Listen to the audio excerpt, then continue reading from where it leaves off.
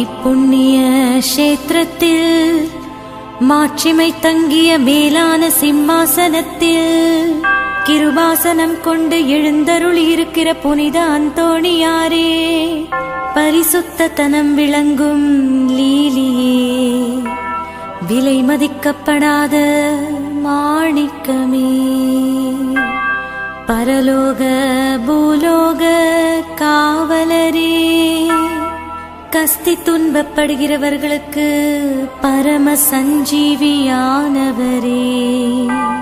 பாவிகளின் தஞ்சமே, உமது இன்பமான சந்நிதானம் தேடி வந்தோம்.